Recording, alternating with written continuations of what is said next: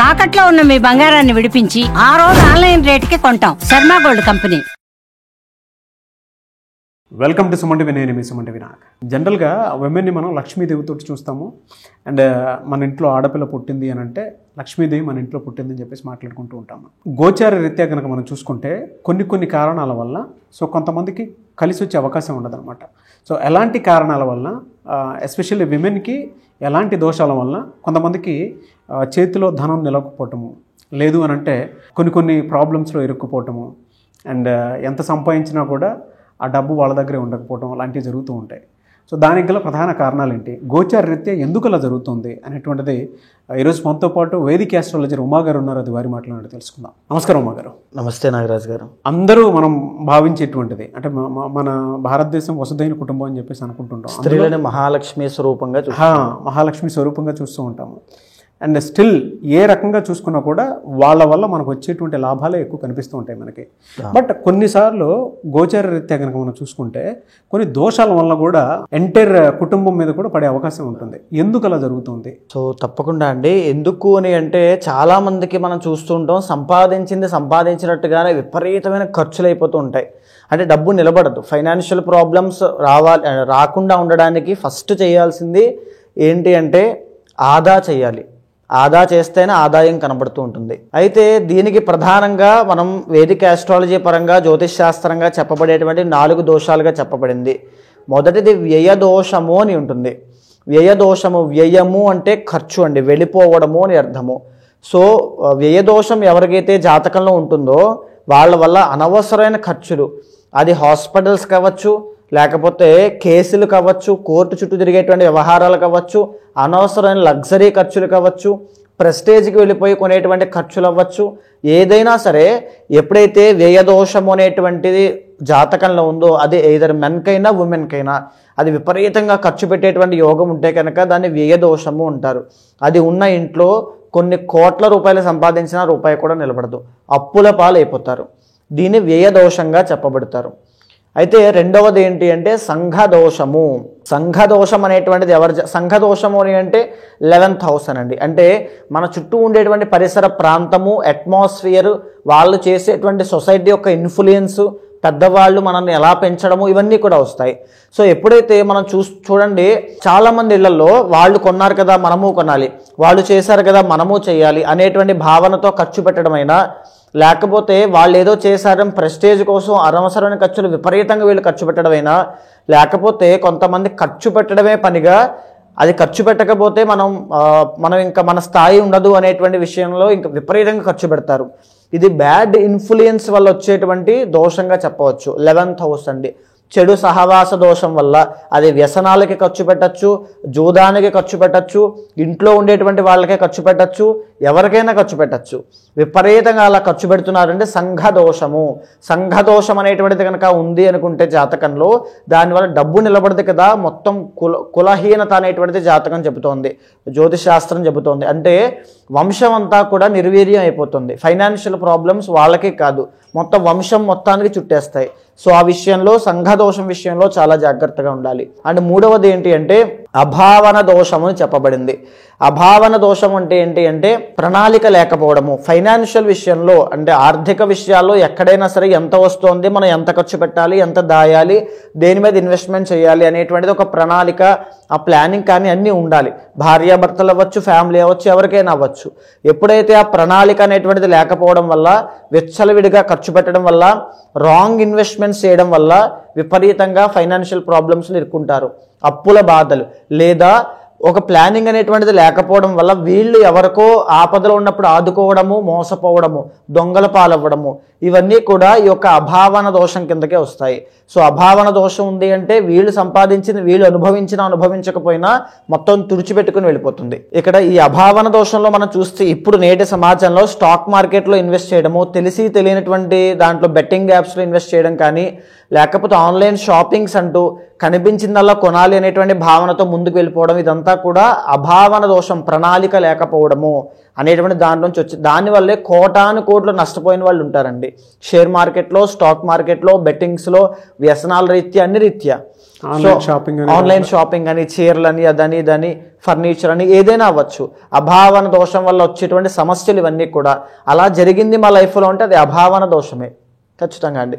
ఇక 4వది అన్యోన్య దోషము అని ఉంటుంది. అన్యోన్య రుణ దోషంగా చెప్తారు. అంటే భర్తకి తెలియకుండా, అంటే సంపాదించే వాళ్ళకి తెలియకుండా ఏవైతే చేస్తూ ఉంటామో, కొంతమంది ఇంట్లో ఆడవాళ్ళు భర్తకి తెలియకుండా ఎంతో కొంత వడ్డీ వస్తుంది కదా అనేటువంటి ఉద్దేశంతో బయటకు అప్పులు ఇస్తుంటారు. అవి మోసపోతారు, తిరిగి రావు.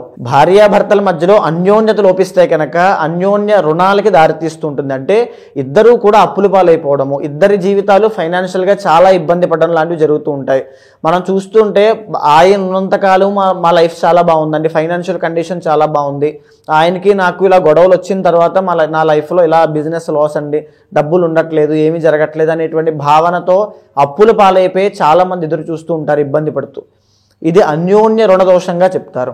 సో ఈ యొక్క అన్యోన్య రుణదోషంగా మనం ఎలా చెప్పొచ్చు అంటే, కొంతమంది స్త్రీలను చూస్తే కనుక ఇంట్లో ఆడవాళ్ళని భర్త మాట జవదాటి, అంటే వాళ్ళకి తెలియకుండా అన్ని మాకే తెలుసు అనే విధానంతో అన్ని ఖర్చు పెట్టేసి ఎక్కడ పడితే అక్కడ ఇన్వెస్ట్మెంట్ చేసేసి అప్పుల పాలైపోతుంటారు.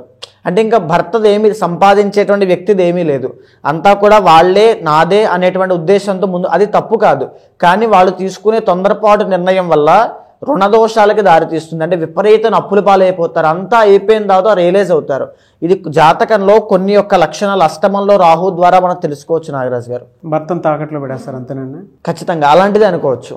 అంటే భర్తని దాటి ముందుకు వెళ్ళిపోవడం వల్ల వచ్చేటువంటి సమస్యలు ఇవన్నీ కూడా.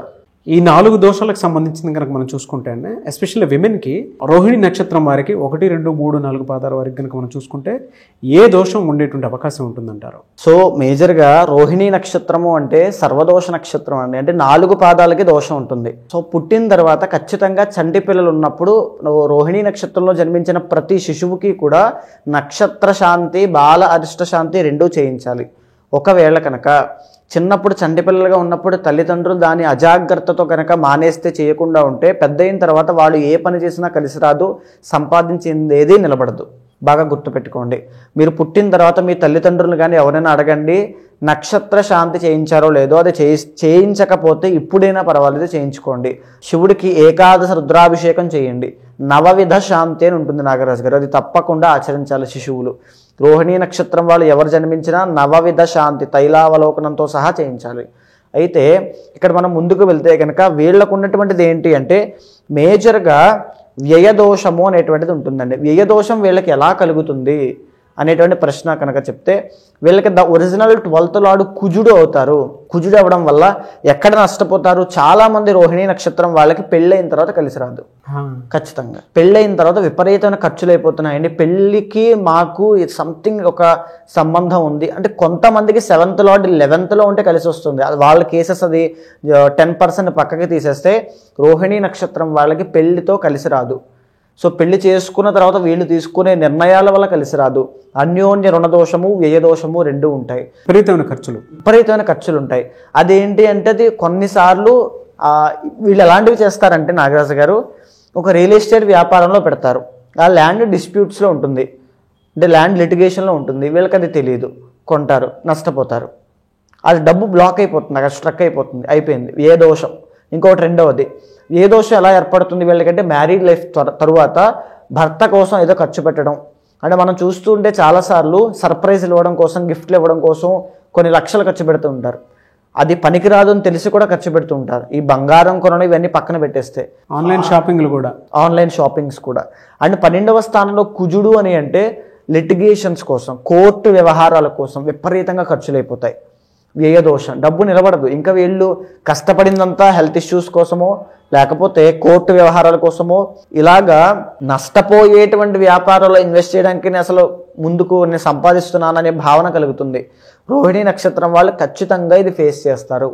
మీరు డబ్బులు ఇన్వెస్ట్ చేసేటప్పుడు చాలా జాగ్రత్తగా ఉండండి. రెండవది మేజర్గా ఏమిటి అంటే, అన్యోన్య రుణదోషము. మీరు ఏం చేసినా అన్నీ ఆలోచించుకుని ముందుకు దిగండి. ఒకటి నేను చెప్పే సలహా, మీరు డబ్బు నష్టపోవడానికి కారణము, మీరు బిజినెస్ పెడితే పార్ట్నర్షిప్లో పెట్టద్దు, మీరు ఏదైనా వేరే దాంట్లో ఇన్వెస్ట్మెంట్ చేసినా మీ పార్ట్నర్కి, అంటే మీ యొక్క లైఫ్ పార్ట్నర్ అయిన భర్తకి లేదా భార్యకి చెప్పి చేయండి. సో విమెన్ కోసం మనం మాట్లాడుతున్నాం కాబట్టి భర్తకి చెప్పి చేయండి, ఇంట్లో వాళ్ళకి చెప్పి చేయండి, లేకపోతే తీవ్రంగా నష్టపోతారు. దాని తర్వాత మీరు పడే బాధ అంతా ఇంత ఉండదు. మూడవది, అన్నిటికంటే ఇంపార్టెంట్, వాహనాలండి. వచ్చిన డబ్బునంతా తీసుకుని ఆ కార్లకి, బళ్ళకి, లగ్జరీకి ఖర్చు పెట్టద్దు. ఇది చాలా ఇంపార్టెంట్ అండి. బికాజ్ 12th లార్డ్ కుజుడు అవుతారు కాబట్టి వాహన ప్రమాదాల్లో కూడా ఆ డబ్బంతా నష్టపోతారు. సో కొనడము, అది వాహనం ఇబ్బంది జరగడము, ఆ డబ్బంతా పోవడము, ఇలాంటివి జరుగుతూ ఉంటాయి వీళ్ళకి. సో రోహిణి నక్షత్రం వాళ్ళు చాలా జాగ్రత్తగా ఉండాలి 2 అంశాల్లో. ఎలా అండి రాబోయేటువంటి నెలల్లో కనుక మనం చూసుకుంటే జూన్ నుంచి డిసెంబర్ వరకు ఏ విధంగా ఉండే అవకాశం ఉంటుందంటారు? సో మేజర్గా వీళ్ళకి కొన్ని గ్రహ సంచారము మారడము చేత కొంత ఫేవరబుల్ టైం అనేటువంటిది ఏర్పడిందండి. అంటే డబ్బు ఇప్పుడిప్పుడే కాస్త ఫ్లో ఆఫ్ మనీ, అంటే పోవడం కన్నా రావడం ఎక్కువ అవ్వడం అనేటువంటిది. ఈ పరిస్థితుల్లోనే ఇప్పుడే మీరు జాగ్రత్త పడాలి. కొన్ని సందర్భాల్లో డబ్బు లేనప్పుడు కూడా అప్పు చేసి మరీ ఖర్చు పెడుతూ ఉంటాం. కానీ ఇప్పుడు ఏంటి అంటే కష్టపడిందంతా వస్తూ ఉంటాయి, కాస్త కనబడుతూ ఉంటాయి, కష్టపడిన దానికి ప్రతిఫలము అది అంతా కూడా ఖర్చు పెట్టేస్తారు విపరీతంగా, మీకు తెలియకుండానే అయిపోతుంది. చాలా జాగ్రత్తగా ఉండండి. మేజర్గా 13వ తారీఖు సెప్టెంబర్ దగ్గర నుంచి 27వ తారీఖు అక్టోబర్ దాకా మీకు రాజయోగం ఉంది. ఈ టైంలో నూతన వాహనము కానీ, వస్త్రము కానీ, అంటే నూతన వస్త్ర వాహన అలంకార భూ లాభాలన్నీ కలిగే, గృహ లాభాలతో సహా అన్ని కలిగే అవకాశం ఉంది. సో ఆ టైం వరకు కాస్త ఓపిక పట్టండి. ఆ టైంలో మీ పర్సనల్ చార్ట్లో యోగాన్ని చూసుకున్న తర్వాత అక్కడ కూడా బాగుంటే ఖచ్చితంగా భూమి మీద ఇన్వెస్ట్ చేయండి. లేదు అనుకుంటే డబ్బు అస్సలు ఖర్చు పెట్టద్దు, చాలా జాగ్రత్త. రవి యొక్క బలం పెరగడం మూలన మీరు అడిగినటువంటి జూలై 15 దగ్గర నుంచి ఆగస్టు 15 దాకా, మళ్ళా తిరిగి అక్టోబర్ 15 నుంచి నవంబర్ 15 దాకా వీళ్ళకి రాజయోగం ఉంది. అంటే దాని అర్థము అనుకున్న ప్రతి పని టకటకటక ముందుకు వెళ్ళిపోతూ ఉంటాయి. మోసపోదాము అనేటువంటి మోసపోయే సమయం వచ్చినప్పుడే ప్రతి పని ముందుకు వెళ్ళిపోతూ ఉంటాయి. సో అంటే అన్ని విషయాల్లో అన్ని సందర్భాల్లోనూ కాదు, మీకు ప్రతి పని ముందుకు వెళ్ళిపోతుంది అంటే మనకు ప్రకృతి సహకరిస్తోంది, ఇది కరెక్టే అని మీరు భావించొద్దు. నష్టపోవడానికి కూడా అది సంకేతం కావచ్చు. చాలా జాగ్రత్తగా అడుగులు వేయండి. రెమెడీ ఏంటండి దీనికి పర్టికులర్గా? సో మేజర్గా ఈ వృషభ రాశికి సంబంధించి అండ్ ఈ యొక్క రోహిణీ నక్షత్రానికి సంబంధించి శివుడికి ఎక్కువగా ఆరాధన చేయాలండి. ఏకాదశ రుద్రాభిషేకము, ఒకవేళ శక్తి ఉంది, మీ యొక్క స్థాయి అంటే కొంతమంది కోట్లలో వ్యవహారం చేస్తూ ఉంటారు, వాళ్ళ నష్టం కూడా కోట్లలో ఉంటుంది. అలాంటి వాళ్ళైతే శ్రీ రుద్రయాగము లేదా చండీ సహిత రుద్రయాగము తప్పకుండా చేయండి. చండీ హోమం అనేటువంటిది మిమ్మల్ని కాపాడుతూ ఉంటుంది. ఎప్పుడూ చండీ హోమం చేయండి. ప్రతి పౌర్ణమికి చండీ హోమం చేస్తారనుకుని ప్రారంభం చేయండి. మీ బిజినెస్ కానీ, మీ డబ్బు కానీ, మీ ఆస్తి కానీ, మీ వ్యవహారం కానీ అంతా పై స్థాయిలో ఉంటాయి తప్ప ఇక్కడికి కిందకి రావు. ఎలా అండి జనరల్గా ఒక్కొక్కరికి ఒక్కొక్క ఇండివిజువల్ చాట్ని బట్టి, పర్సనల్ చాట్ని బట్టి ఒక్కొక్కరికి ఒక్కొక్క దోషం ఉంటుంది. లేదు అనుకుంటే కొంతమందిలో మనం చూస్తాం ఎక్కడ వరకు వెళ్ళిపోతుంది అని అంటే కంప్లీట్ లాస్ దాకా వెళ్ళిపోతారు, మనుషులే లాస్ అయ్యేంత స్థాయికి. బట్ ఆ టైంలో అట్లీస్ట్ వేదిక ఆస్ట్రాలజీని నమ్ముకొని మినిమం రెమెడీస్ కోసం అని చెప్పేసి ఎక్స్పెక్ట్ చేసేటువంటి వాళ్ళు ఉంటారు. కొన్ని కర్మదోషాలు కూడా ఉంటాయి కాబట్టి అలాంటి ప్రాసెస్లో మిమ్మల్ని అప్రోచ్ అవ్వాలి అని అంటే ఎలా అప్రోచ్ అవ్వాలి? అంటే వీడియో చూసిన తర్వాత అయినా సరే మేబీ ఇది ఉంది, దీని నుంచి నేను బయటపడడానికి వేదిక ఆస్ట్రాలజీ ఏదైనా రెమెడీ చూపిస్తుందేమో అనుకున్నటువంటి వాళ్ళకి మిమ్మల్ని అప్రోచ్ అవ్వాలంటే ప్రాసెస్ ఏంటి? తప్పకుండా అండి. ఇక్కడ డబ్బు నిలబడకపోవడానికి ఈ యొక్క ఆర్థిక సమస్యలకి అనేక కారణాలు ఉంటాయి. నాగరాజు గారు, వ్యయ దోషం అనేటువంటిది ఎందుచేత వస్తుంది అంటే కొంతమంది ఇంట్లో అవినీతిపరమైనటువంటి సంపాదన చేస్తున్న వాళ్ళకి డబ్బు నిలబడకుండా విపరీతంగా వెళ్ళిపోతుంది. అది కూడా ఒక కారణం కావచ్చు. అలాంటి కర్మలు ఉన్న వాళ్ళు కూడా కర్మని దోషం, ఆ కర్మ దోషం నుంచి బయటికి రావడానికి తగిన శాంతి పూజలు చేసుకోవాలి. అయితే ఇక్కడ మనం మాట్లాడుకునేదంతా కూడా గోచారానికి సంబంధించిన అంశం అండి. పర్సనల్ చార్ట్ చూసిన తర్వాత డబ్బు ఎందుకు నిలబడట్లేదు, ఎందుకని విపరీతంగా కుండకి చిల్లు పెట్టినట్టుగా వెళ్ళిపోతుంది అనేటువంటి సమస్య అయినా, ఎంత కష్టపడినా రిజల్ట్స్ రావట్లేదు అనేటువంటిది కూడా ఏ దోషమే. కాబట్టి అలాంటిదైనా ఎవరున్నా సరే తప్పకుండా మీకు కింద కనిపించే నెంబర్కి కాల్ చేస్తే మా వాళ్ళు మీకు పూర్తి వివరాలు అందిస్తారు. సో ఏదైతే అపాయింట్మెంట్ తీసుకున్న తర్వాత గోచారము మీ యొక్క పర్సనల్ చార్ట్ సమన్వయం చేస్తూ ఏవైతే పరిహారములు ఆచరించాలి, ఏవైతే మంత్రాన్ని జపం చేయాలి, పర్సనల్ గైడెన్స్, ఎక్కడ మీ ఖర్చు అనేటువంటిది ఎక్కువగా అవుతుంది హెల్త్ ఇష్యూస్ వల్ల, లేకపోతే దేనివల్ల చూసిన తర్వాత దాన్ని సరిచేసుకోవడం వల్ల ఒక మంచి శుభ పరిణామాలు ఖచ్చితంగా చూస్తారు. డెఫినెట్గా అండి. ఎనీవేస్ సార్, థ్యాంక్ యూ అండి. థ్యాంక్ యూ సో మచ్ అమ్మ గారు. నమస్తే అండి. చూస్తారు కదండి ఈ వీడియోపై మీ అభిప్రాయాన్ని కమెంట్ బాక్స్లో పోస్ట్ చేయండి. అండ్ మీరు కనుక వైదిక్ ఆస్ట్రాలజీ త్రూ ఏదైనా సరే ఒక మంచి రెమెడీ కోసం ప్రయత్నం చేస్తున్నట్లయితే మీ పర్సనల్ చార్ట్ గురించి అంటే మీ జాతక రీత్యా ఏ విధంగా ఉందని తెలుసుకోవాలనుకుంటే స్క్రీన్ మీద మా గారి కాంటాక్ట్ నెంబర్ కనిపిస్తుంది. దాన్ని మీరు కాల్ ఆన్ మెసేజ్ వాట్సాప్ చేసి వెంటనే అప్రోచ్ అవ్వండి. ఈ వీడియో లైక్ చేయండి, షేర్ మాత్రం తప్పకుండా చేయండి. ఇలాంటి మరిన్ని వీడియోస్ కోసం మా ఛానల్ ఫాలో అవ్వండి. Thank you.